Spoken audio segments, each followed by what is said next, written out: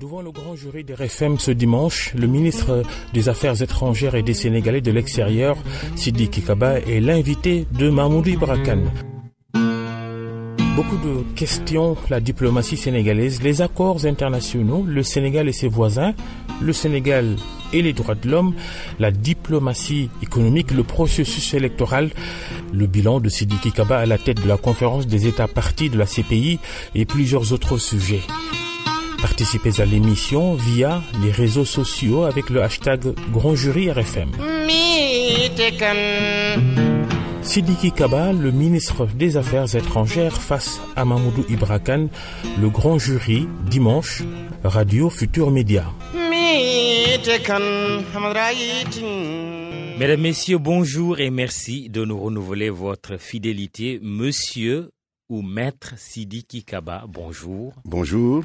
Vous êtes le ministre des Affaires étrangères et des Sénégalais de l'extérieur de la République du Sénégal. Nous allons attaquer par une question simple, question des auditeurs que je reprends avec plaisir. Ils vous demandent comment se porte la diplomatie sénégalaise. Il faudrait d'abord dire que c'est un insigne honneur pour moi que le président de la République, Macky Sall, m'ait confié ce département stratégique.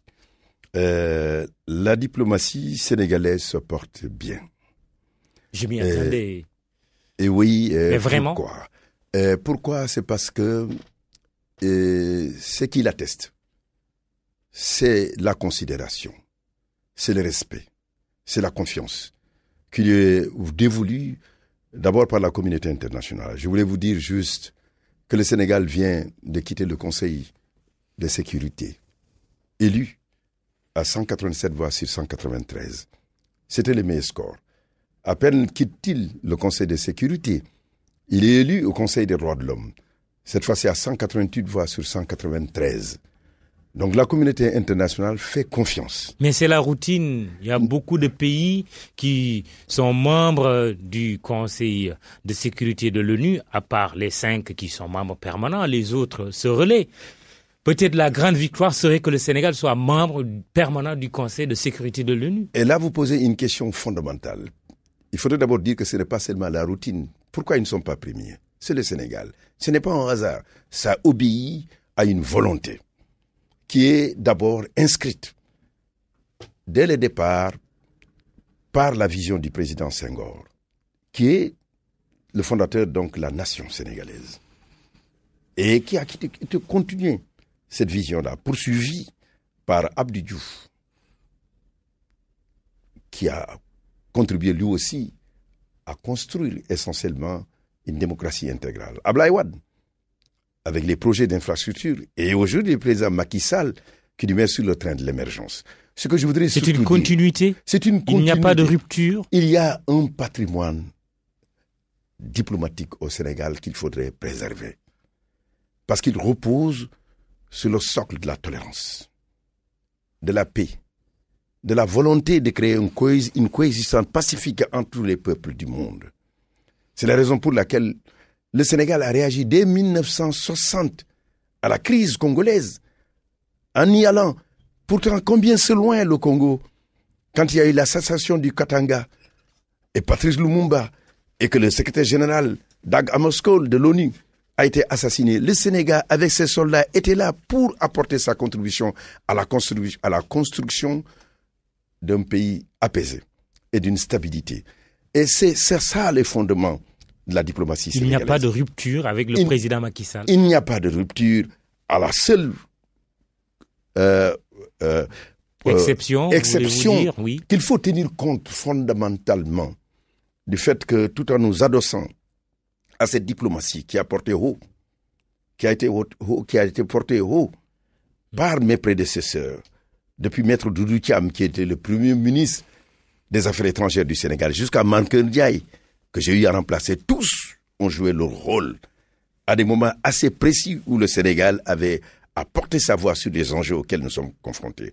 Aujourd'hui, ces enjeux auxquels nous sommes confrontés, tout en nous adossant à ce qui est fait par l'ensemble de ces diplomates, c'est quoi? C'est la mondialisation.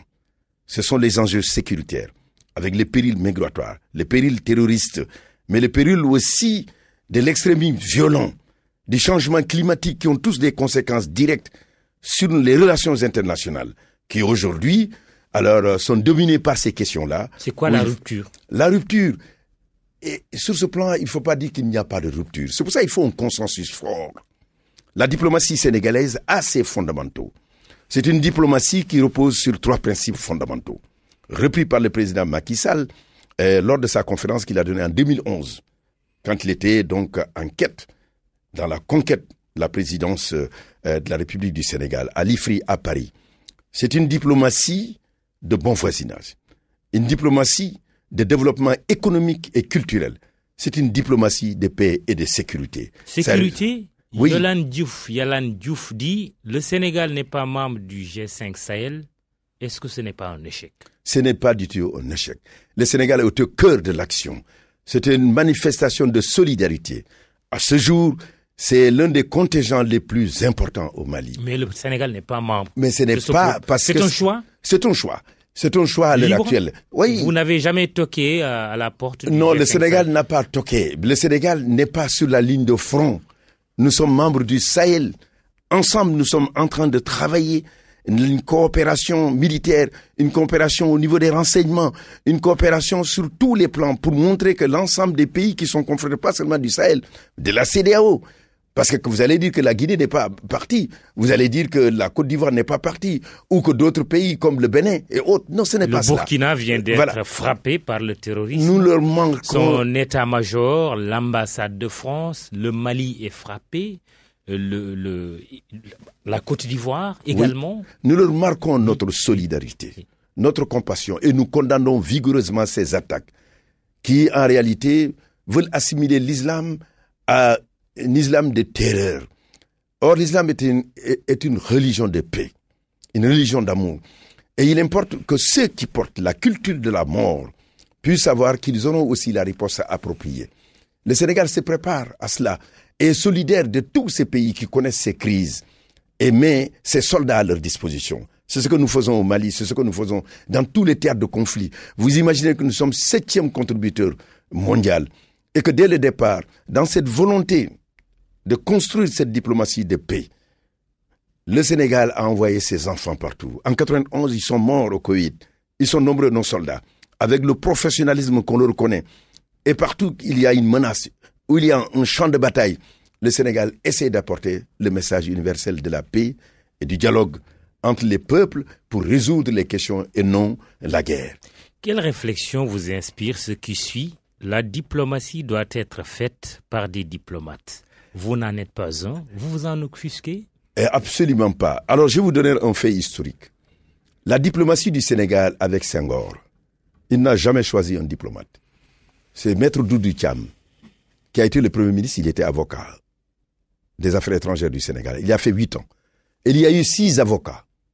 Il y a eu 2 diplomates seulement. Seydina Oumar Sy et Mankeur Ndiaye. Et je suis le 17e ministre. La diplomatie du Sénégal est menée exclusivement par le président de la République. Donc, quelles que soient vos qualités administratives civiles, c'est lui. Véritablement. Et il y a 4 administrateurs civils. Vous aviez Babacar Ba. Vous avez un des plus juristes qui continue aujourd'hui son travail, qui a le plus duré, 11 ans. C'est Moustapha Niasse. Et Dibouka qui est décédé. Et vous voyez, et c'est un journaliste qui a fait 9 ans. Qui a fait 9 ans. Gadio, qui est, voilà, Cheikh Tidiane Gadio. Qui est aux de façon États-Unis. Continue, qui est actuellement aux États-Unis. Oui. Qu'est-ce que le ministre des Affaires étrangères fait vis-à-vis de son prédécesseur, Cheikh Tidiane Gadio, aujourd'hui arrêté aux États-Unis? C'est notre solidarité. De corruption présumée. Voilà, c'est notre solidarité. C'est la protection consulaire et diplomatique. Le Sénégal n'abandonne pas ses enfants. Où en est-on difficulté concrètement sur le dossier? Le dossier, il évolue. C'est un dossier qui est judiciaire. Nous ne pouvons pas nous immiscer dans la procédure judiciaire américaine. Mais ce qui est certain, notre compatriote a notre soutien juridique et judiciaire et notre présence.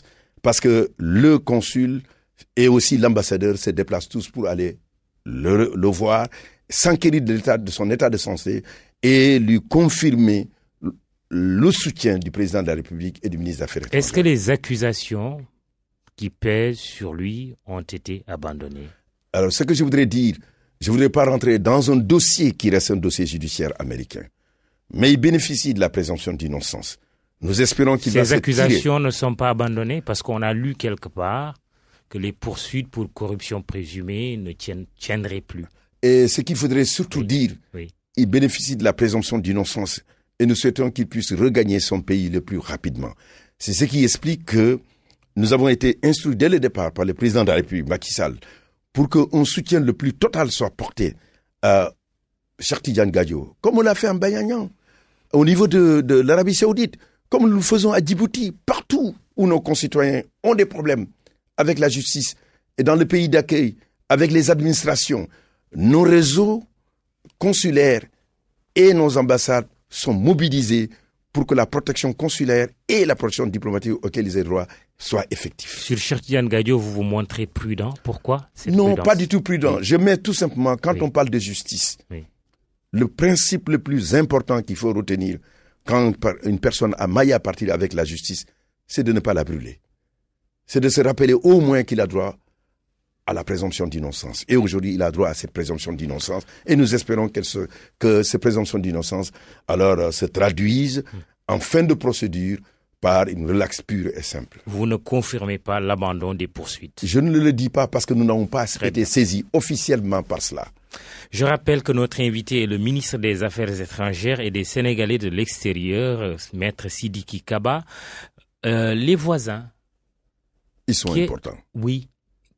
Quelle est la dorsale de la politique étrangère du Sénégal vis-à-vis de ses voisins les plus immédiats? Le Sénégal appelle ces pays les pays de la sécurité, 6 pays avec lesquels nous avons des frontières. La Mauritanie, la Guinée, Conakry, la Guinée-Bissau, le Cap-Vert, la Gambie. Et ces pays sont importants. Et il faut retenir que dans notre histoire, il peut y avoir des crises, des malentendus, mais les États ont toujours trouvé en dernière instance les solutions. Parce que nous n'avons pas fait de guerre avec nos voisins. C'est quelque chose de très, très, très important. Parce que c'est la culture de paix qui prévaut dans nos relations, le dialogue, l'esprit d'ouverture et la volonté continuellement, par la négociation, de trouver les solutions et de ne pas recourir à la guerre qui serait dévastateur pour notre pays. Alors, elle a un effet dévastateur pour nos pays. Nous avons davantage à utiliser les maigres ressources que nous avons pour l'éducation, la formation, la santé de nos populations que d'augmenter le budget de l'armée et nous préparer à la guerre avec tout ce que nous savons comme tragédie. Il y a une question d'un auditeur qui vous interpelle sur les déclarations du ministre du Tourisme gambien, Ahmad Ba, qui a dit que la classe politique sénégalaise passe tout son temps à faire de la politique politicienne, qu'elle ne travaille pas, et il l'a dit devant le ministre Mbagnick Ndiaye. La réaction du ministre des Affaires étrangères du Sénégal, c'est de dire quoi? C'est d'abord de dire que je n'ai pas participé à cette conversation, mais ce qui est important, c'est que nous lie avec la Gambie dépasse des conversations que nous pouvons considérer comme des épiphénomènes.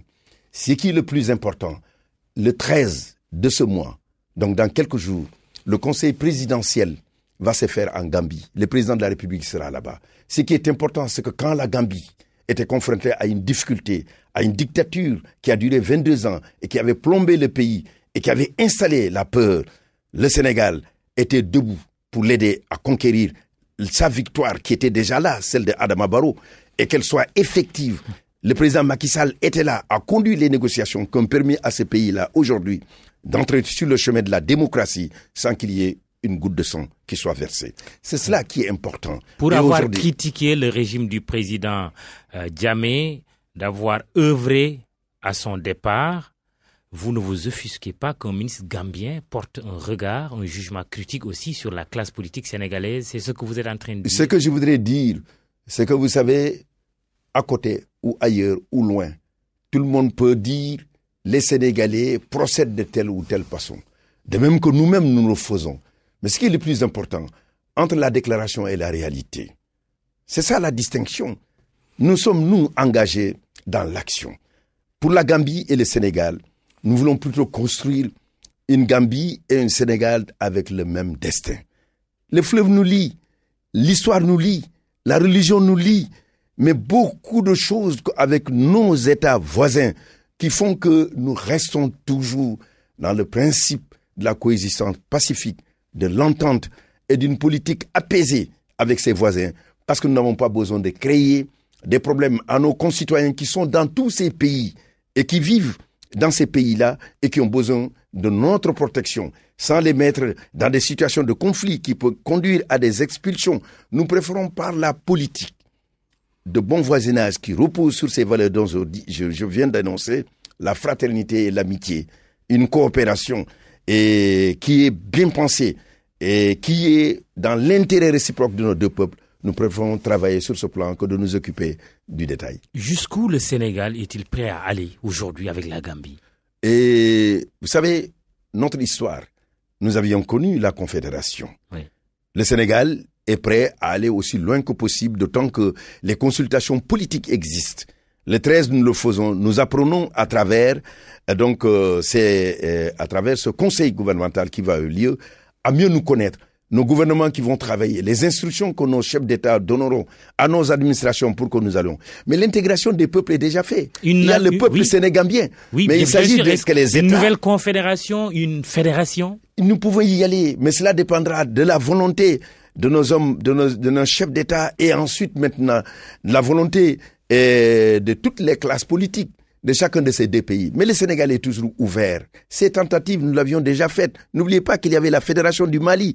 Senghor était contre la balkanisation de l'Afrique. C'est une constante de la politique du Sénégal. Si les États peuvent être ensemble, c'est pour ça les ensembles qui ont été créés, la CEDEAO, la CEDEAO, l'Union africaine, qui était à l'époque l'organisation de l'unité africaine, le Sénégal était au cœur de tous ces combats.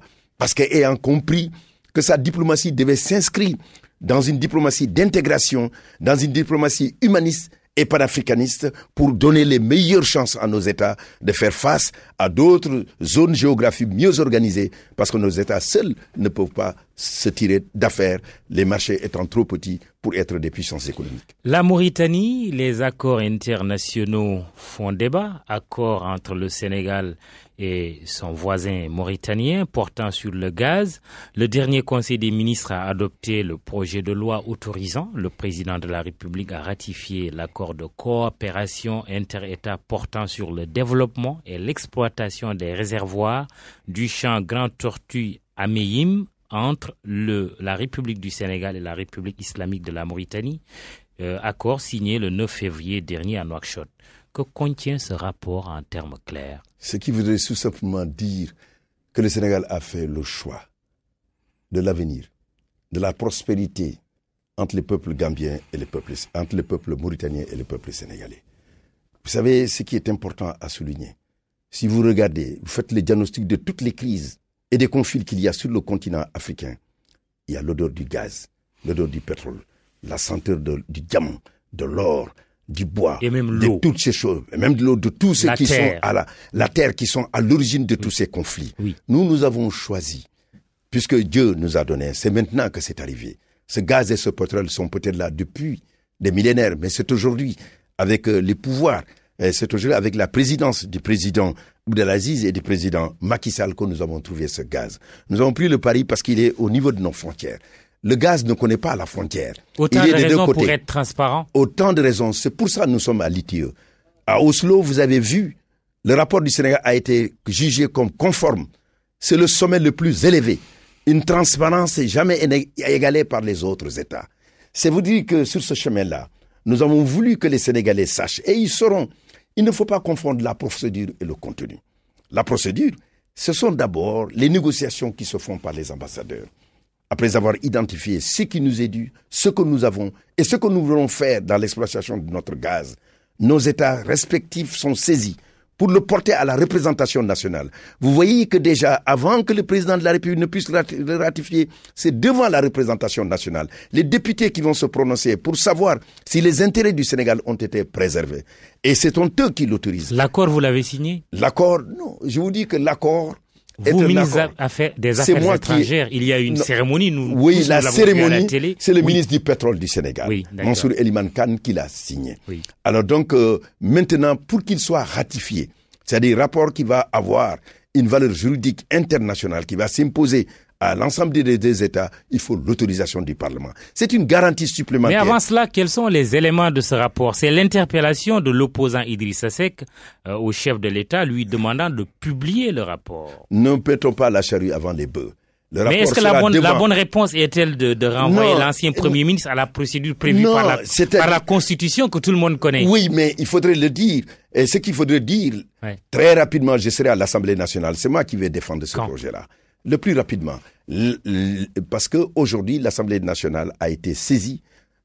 Aussi, l'Assemblée est souveraine. C'est elle qui nous dit à tel moment nous pouvons recevoir le ministre des Affaires étrangères. Si cela est fait, la représentation nationale, l'ensemble des Sénégalais seront saisis des différents éléments, article par article, du contenu de ce rapport, pour savoir que en aucun moment, les intérêts du Sénégal n'ont été lésés. Et nous avons choisi... C'est le président de la République qui convoque l'Assemblée nationale. Non. Le président de la République saisit l'Assemblée nationale. Et c'est le président de l'Assemblée nationale qui convoque le ministre des Affaires étrangères pour lui fixer une date pour l'examen de l'affaire. Ça commence par la commission et ensuite de la commission des Affaires étrangères.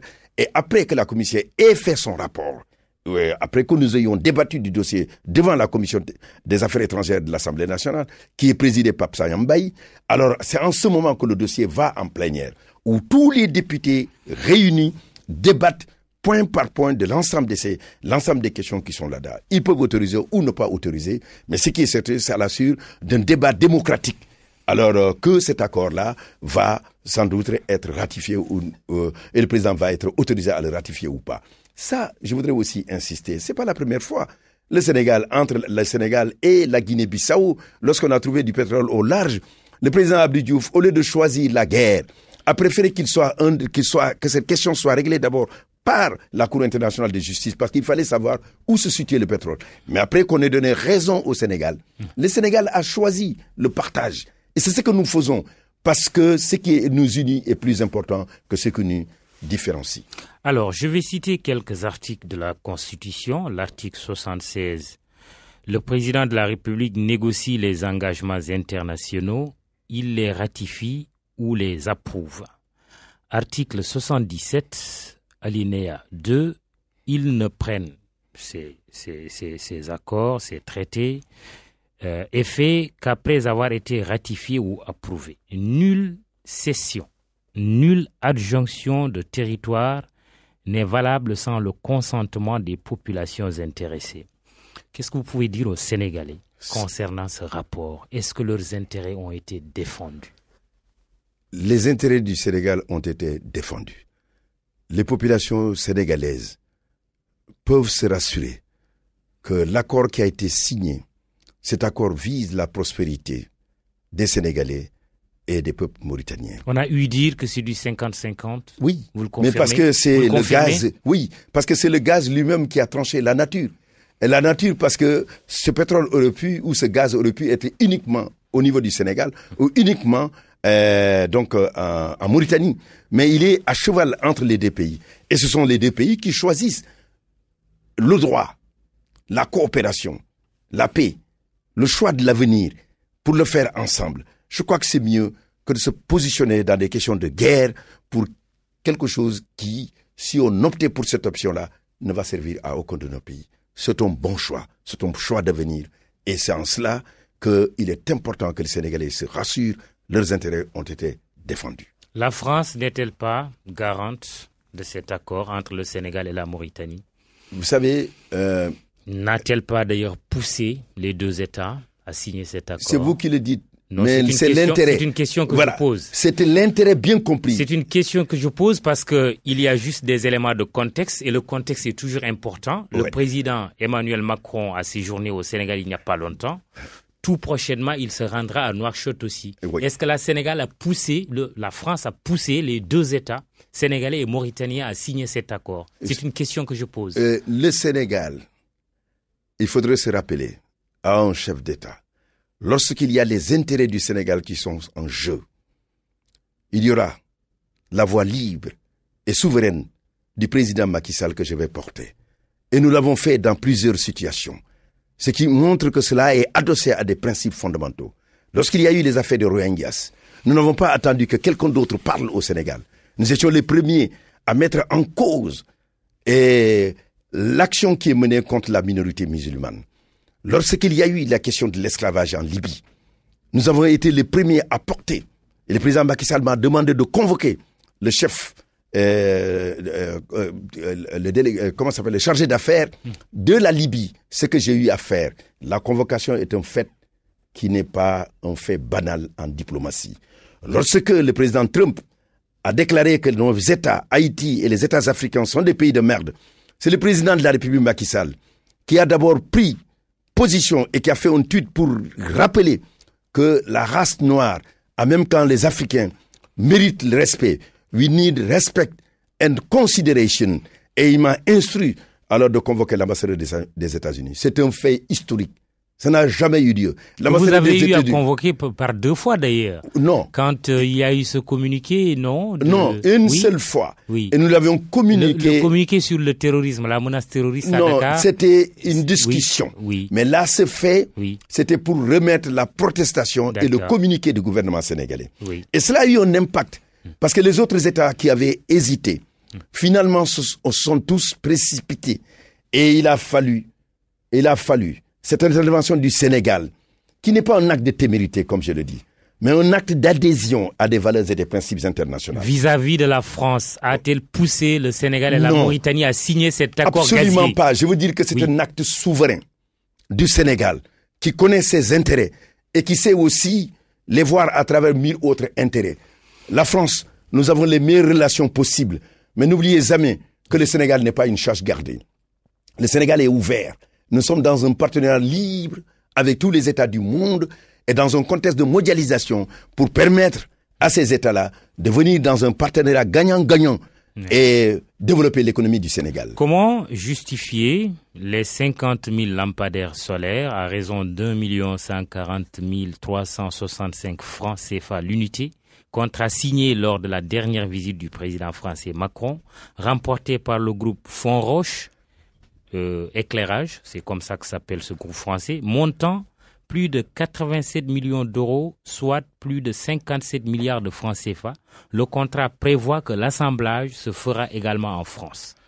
Oui, vous voyez, quand vous parlez des relations économiques entre des États, nous le disons tous les jours, une dimension importante, la diplomatie économique. Oui, la diplomatie économique, il faudrait le dire.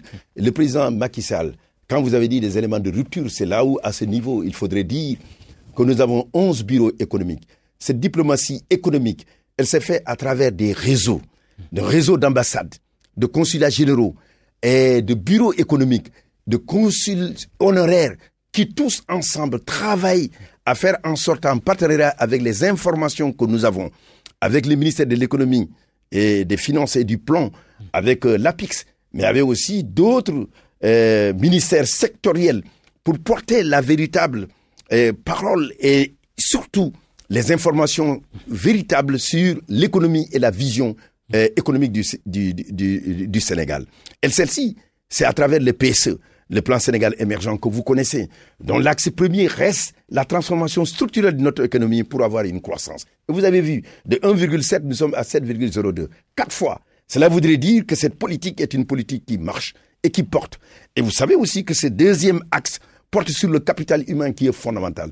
Dans un monde où la compétition est féroce, il faut avoir des gens, il faut avoir des hommes formés, des jeunes bien formés qui puissent porter les intérêts du Sénégal. Justement, ces 50 000 lampadaires, oui, mais je précise que l'assemblage est prévu même en France, oui, ce qui signifie... alors que si ça s'était fait ici, c'est cette formation. Ça ferait tourner l'économie sénégalaise et les PME sénégalaises, mais aussi le transfert de technologie. Justement, ce travail s'est fait dans ce sens. La formation... Mais sur ce contrat, apparemment, ce n'est pas le cas. La formation... Oui. Est un élément fondamental. Oui. Vous savez, l'énergie solaire reste une énergie nouvelle. Pendant longtemps, tant que les énergies fossiles, le pétrole et le gaz étaient à bon marché, personne ne voulait aujourd'hui investir dans cette énergie-là. Mais aujourd'hui, on investit. Et le Sénégal a opté pour le mix énergétique. Il faudrait les énergies fossiles, mais il faudrait aussi ces énergies renouvelables. Et là, l'énergie solaire est aujourd'hui en passe de devenir une énergie compétitive. Et nous sommes sur ce chemin pour mieux maîtriser cette technologie Et nous sommes dans cette perspective. C'est pour ça, quand je parle de formation, demain, quand nous commencerons l'exploitation, en 2021-2022, il faut être certain qu'il y a déjà l'Institut du pétrole que nous sommes en train de faire, que nous sommes en train de faire l'école de la magistrature pour des magistrats formés demain, et l'école aussi du barreau pour former des avocats qui ont la capacité demain de prendre en charge les contentieux possibles qui vont de là, que ce soit les enfants du Sénégal, pour mieux défendre les intérêts du Sénégal, au niveau technologique, au niveau formation, au niveau technique, au niveau intellectuel, avec les 2 grandes universités que nous sommes en train de construire. C'est autant d'éléments pour mettre les Sénégalais en position, particulièrement notre jeunesse, à faire face aux énormes enjeux et défis économiques du monde actuel. Mais monsieur le ministre, est-ce que la dimension économique de l'assemblage sur ce contrat de 50 000 lampadaires solaires ne vous a pas échappé? Non. Et vous savez très bien, quand on fait un contrat, on le voit sous tous ses angles. La chose la plus importante, c'est que nous voulons répondre à une demande qui est aujourd'hui importante. Des progrès importants ont été faits aujourd'hui sur l'électrification. Vous savez, lorsque le président Macky Sall était en quête du pouvoir, il a voulu savoir quel est le diagnostic. Il y a eu la vision qui est le PSE, mais il a vu qu'il y a une urgence à travers le PUDC. Donc le PUDC, c'est 4 axes fondamentaux. En identifiant que les Sénégalais sont confrontés à la question de l'hydraulique rurale, à la question de l'électrification rurale, mais aux pistes de production, mais surtout aussi à tout ce qui peut diminuer la pénibilité. Nous n'allons pas continuer à faire encore nos grands champs que nous voulons, qui doivent nous aider à pouvoir assurer notre autosuffisance par l'hilaire ou la daba. Mais il faut justement cet équipement. Il faudrait donner à la femme la capacité de faire face justement à ces petits travaux domestiques qui lui prennent tout son temps pour qu'elle puisse jouer son rôle dans la cité, surtout que nous venons vers le 8 mars, qu'elle soit en capacité de participer comme actrice du développement. Et cela n'est possible que lorsque ces 4 éléments se retrouvent aussi dans les campagnes et pas seulement dans les villes, en mettant ainsi en avant l'équité territoriale. Sidiki Kaba, ministre des Affaires étrangères du Sénégal et l'invité du grand jury, il y a eu près de 200 questions qui vous ont été posées. Je vais les synthétiser. Je ne pourrai pas citer chacun de nos chers internautes, mais je les résume un peu. Il y a eu un groupe de questions qui concernent par exemple la perception que vos compatriotes, que des Sénégalais ont de la diplomatie sénégalaise qu'ils considèrent plutôt trop extravertie au détriment des nationaux. Vous répondez quoi? Vous savez, la diplomatie est tournée à l'extérieur. Oui, non, la diplomatie sur le thème économique. Voilà. Sur le thème économique. Alors, le thème économique, c'est que nous travaillons, c'est ce que je dis. Et la diplomatie sénégalaise, surtout dans son volet économique et culturel, le président Macky Sall a augmenté les bureaux économiques et a mis en avant un processus qui permet aujourd'hui de ne pas être dans l'aide classique, parce que nous avons changé de paradigme. Nous sommes dans le partenariat, dans la recherche des ressources innovantes, des financements innovants, et en même temps des financements directs étrangers directs dans notre pays. C'est pourquoi nous avons cherché à avoir des ouvertures économiques avec la Chine, avec le Japon, avec aussi la Turquie. Ce sont ces pays-là qui aujourd'hui peuvent apporter ces nouveaux changements sur le plan économique. C'est ce que nous faisons, ces partenariats. Alors, ce que nous signons, ce que nous faisons et négocions à travers nos ambassadeurs, à travers donc les chefs de bureau économique, c'est ce qui permet d'avoir de l'emploi ici au Sénégal. C'est ce qui permet des investissements. C'est ce qui fait que nous avons aussi beaucoup de domaines dans lesquels nous sentons des progrès en termes d'infrastructures, d'infrastructures aéroportières. Vous avez vu déjà, il y a déjà ça. Mais avec les Tchèques, nous sommes arrivés à avoir aussi les financements de 5 autres aéroports au niveau de Matam, au niveau de Tambacounda, au niveau de Ziguinchor. Alors, donc, Kolda, tout cela, cela participe aujourd'hui de cette volonté de diversifier nos partenaires qui ne sont plus les partenaires classiques. Donc, il faudrait dire que cette diplomatie économique est active. Oui. Elle est dynamique, elle porte ses fruits et petit à petit, ceux qui sont là s'en rendront compte. Parce que chaque fois qu'il y a un investisseur, oui, il faut vous rappeler que c'est parce qu'il y a eu un travail diplomatique à la base. Oui. Et d'ailleurs, oui, vous vous rendez compte, Dakar est devenu une véritable plaque tournante diplomatique. Mais pourvu que cela se fasse dans l'intérêt aussi des entreprises sénégalaises, oui. Non seulement au Sénégal, mais que ces entreprises sénégalaises, pourquoi pas d'ailleurs, puissent aussi aller investir ailleurs. Oui. Oui, mais c'est ce que nous cherchons. Parce qu'il faut aussi Parce que ce n'est pas exporter. compliqué quand nous voyons la Turquie venir avec ses entreprises, le Maroc venir avec ses entreprises. Tous ces pays se trouvaient presque au même niveau de développement il y a quelques années que le Sénégal. Pourquoi? Oui. L'inverse ne peut pas se faire ou a du mal à se faire. Oui, c'est parce que cela voudrait dire que nous devons nous organiser davantage.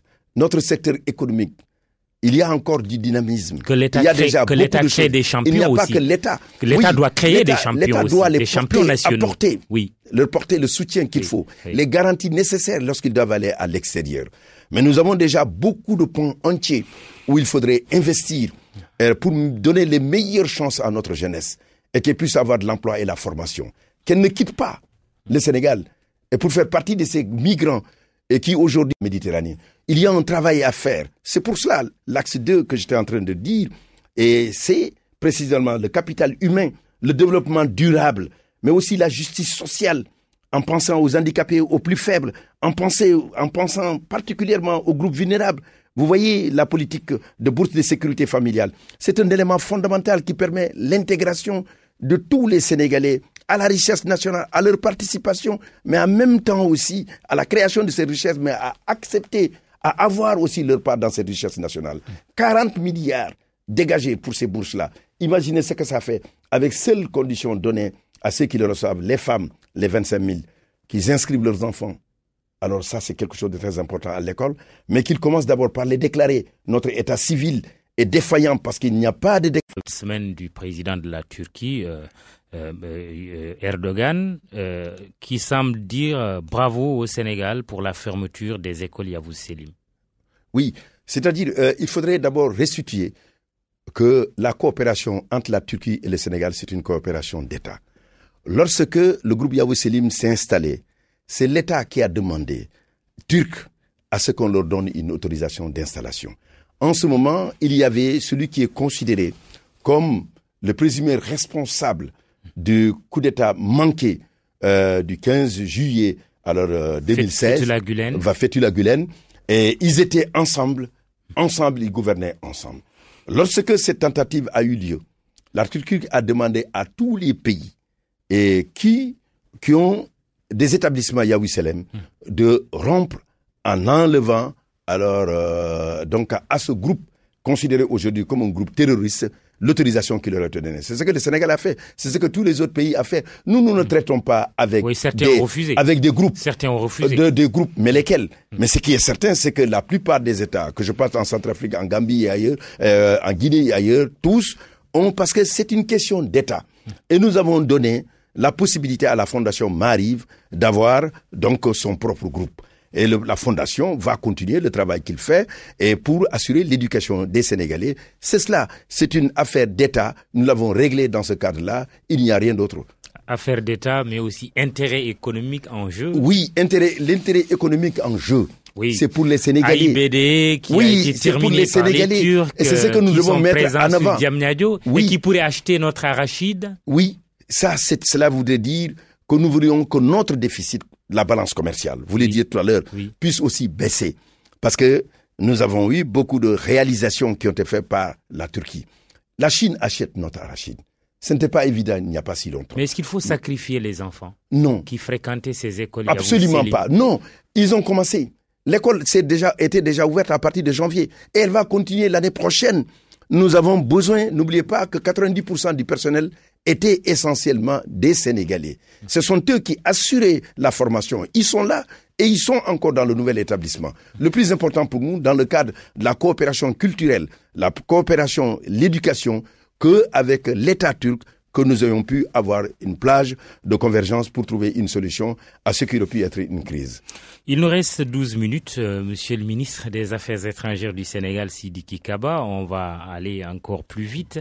Deux sujets qui préoccupent avant de parler des questions politiques comme le processus électoral.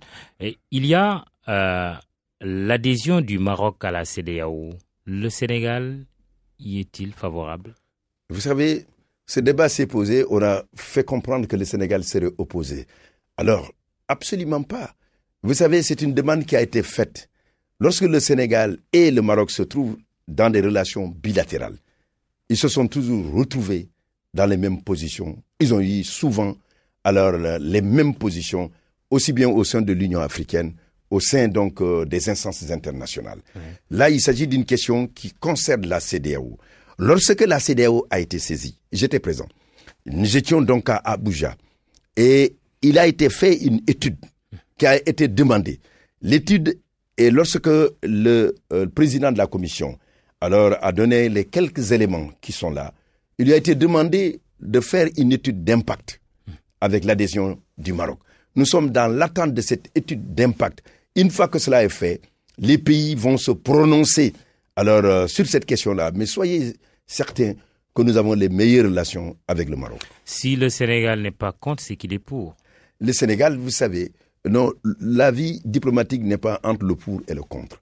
Parce que vous pouvez soit alors dire que vous êtes contre, mais vous pouvez vous abstenir. C'est comme dans le débat politique à l'Assemblée nationale. Nous ne sommes pas à ce niveau. Ce que je voudrais tout simplement dire, le Sénégal et le Maroc ont de tels liens qui sont si forts sur le plan historique, sur le plan culturel, sur le plan religieux. Et vous savez tout simplement, Fès, comment ça nous lie, la Tidjania, que chaque fois qu'il y a une possibilité de reconstruire l'avenir et de l'approfondir ces relations, nous sommes toujours et nous regardons toujours dans la même direction.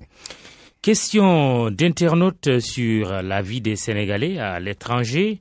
Je veux savoir les mesures prises contre, ou en tout cas sur la question des tueries fréquentes des Sénégalais à l'étranger. Il donne l'exemple, Moussa Sam donne l'exemple des jeunes pêcheurs tués en Mauritanie. Un autre internaute qui parle des Sénégalais qui sont maltraités en Libye, réduits en esclavage. L'information a fait le tour du monde il n'y a pas longtemps. Il vous demande combien de Sénégalais avez-vous au jour d'aujourd'hui rapatriés et combien il en reste? Alors, ce que je voulais tout simplement dire, le nombre de Sénégalais que nous avons rapatriés à ce jour, c'est 2499. Je suis précis. Et je voudrais pouvoir vous dire également qu'il nous en reste à peu près 200 à 250. Vous savez, lorsque vous faites une procédure sur le droit international, il y en a qui préfèrent mourir que de venir honteux dans leur famille et de retourner. Et qui disparaissent quand on va les chercher. Partout où nos concitoyens, je vous l'ai dit, sont en difficulté, nous leur apportons aide et secours. Vous l'avez vu en Centrafrique, lorsqu'il y a eu en 2015, et qu'il y a une situation de crise qui mettait en danger la vie de nos concitoyens. Nous avons envoyé des avions, un convoi humanitaire qui a eu à prendre les autres ressortissants et qui ont pu être retournés dans le pays.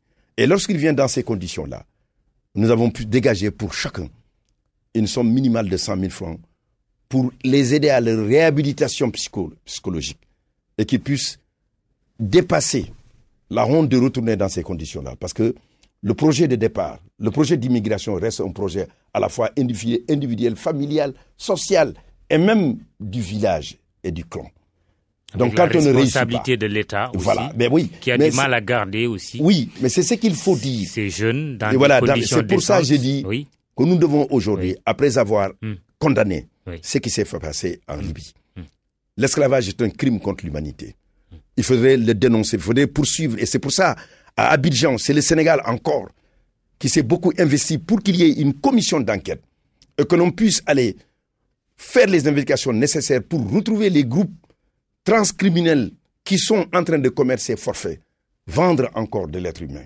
C'est quelque chose de très grave. Ça nous rappelle des souvenirs douloureux pour les Africains qui ont connu 7 siècles d'esclavage, 7 siècles de domination, donc 4 essentiellement d'esclavage et 3 de colonisation. Nous ne pouvons pas rester insensibles face à cette question-là.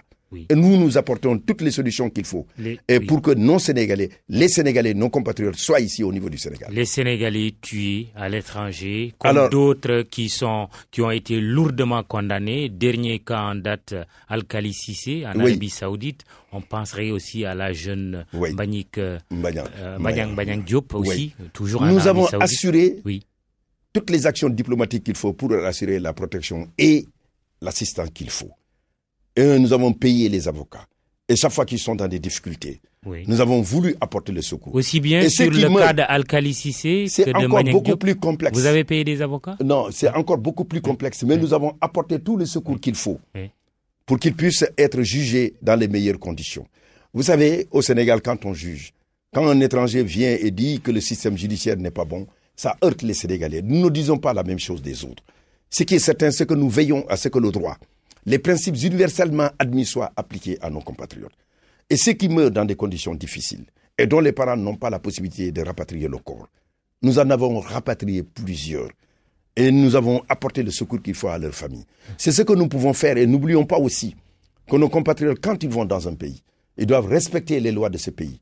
Ils doivent se comporter comme des Sénégalais dignes, mais en même temps des Sénégalais qui sont venus à un moment déterminé pour essayer de régler des questions d'avenir, mais qui se disent aussi qu'ils peuvent retourner dans le pays et éviter d'être en conflit avec la loi, avec les pays d'accueil.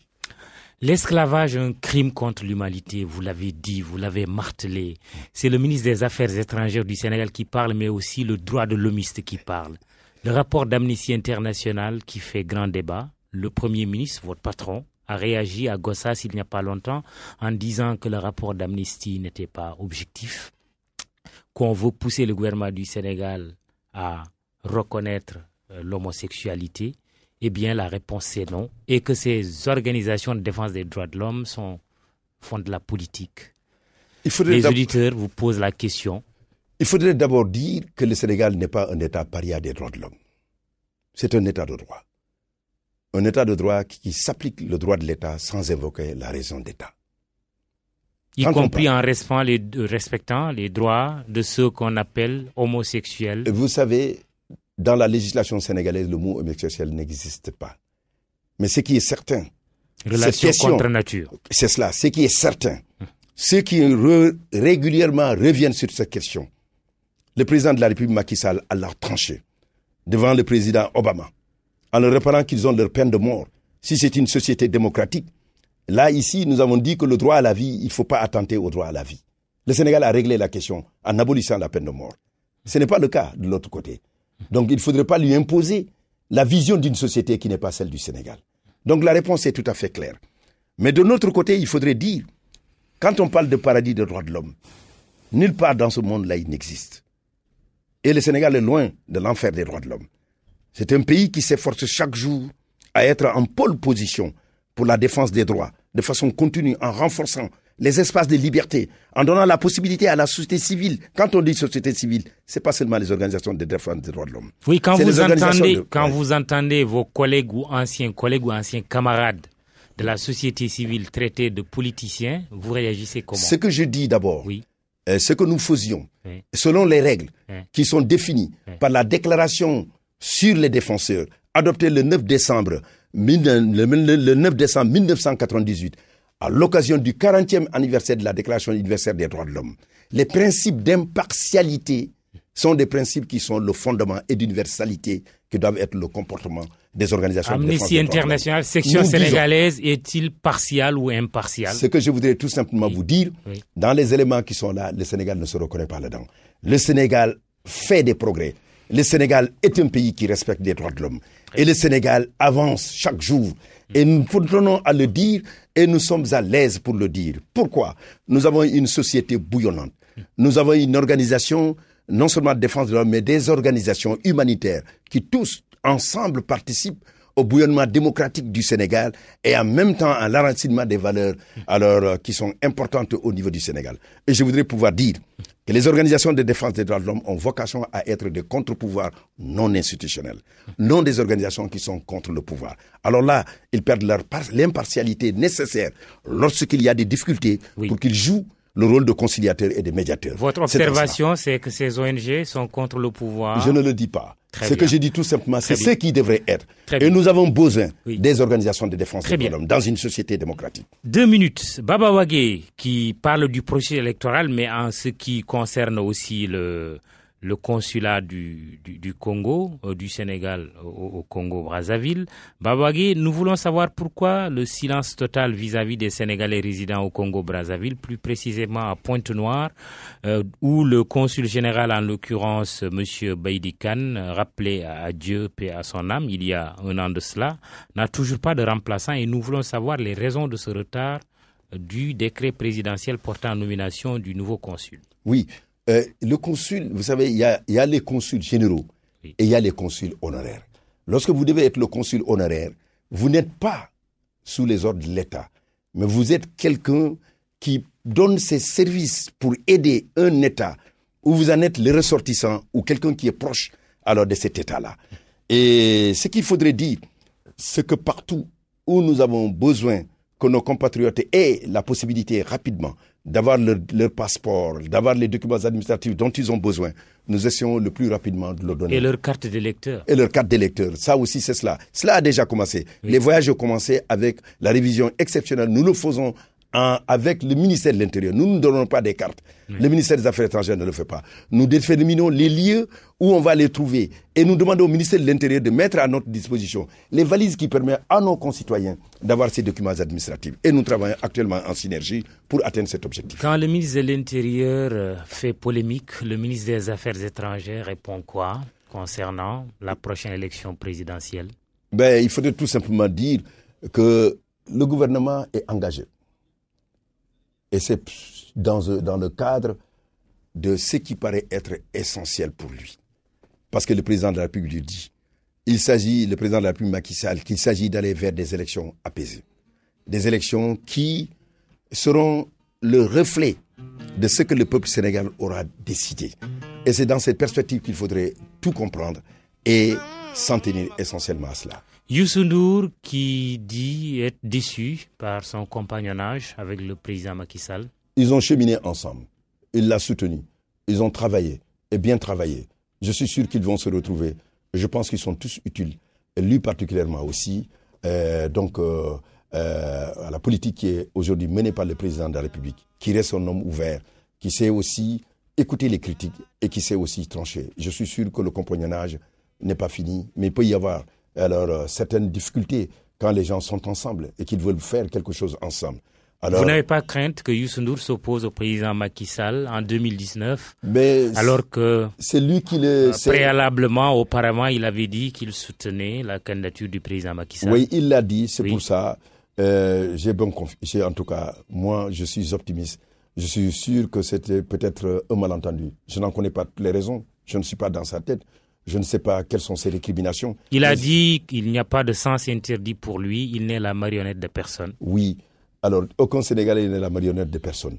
Et je crois que ce qui est important, que les Sénégalais se disent que chacun doit faire sa part dans la construction du développement économique de notre pays pour qu'il fasse bien vivre ici au Sénégal. Merci. Sidiki Kaba, ministre des Affaires étrangères, était notre invité. Vincent Diop et Abdoulaye Diop à la technique. Maguette Koulibaly, digital manager. Merci, bon dimanche, rendez-vous dimanche prochain. Merci beaucoup.